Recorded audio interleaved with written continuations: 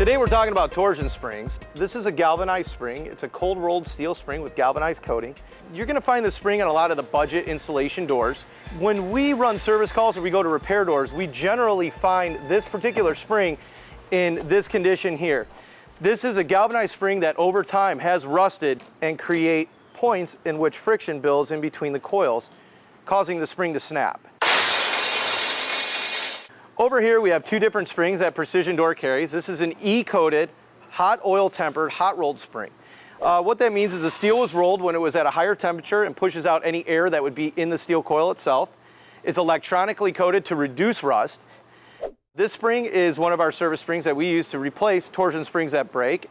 We also carry a powder coated torsion spring that is also hot oil tempered and hot rolled. It's not only powder coated on the exterior of the spring, but on the interior as well, reducing any rust that can get on this spring at all. This spring is generally going to run a lot quieter. When it spins and torques on itself, you can barely hear it. As opposed to the galvanized spring, this spring is amplified by 2 when it's up on top of the door on the torsion system. And this door will run louder with these springs, and you can hear the friction and the rubbing together. That is what causes this spring to break, as it's rubbing on itself and on the coil, which will eventually cause it to snap.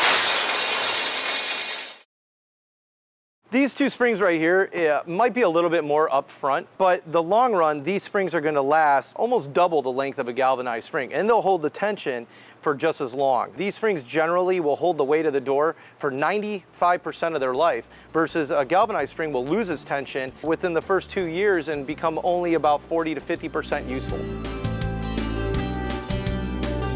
Precision Door Service, a name you can trust.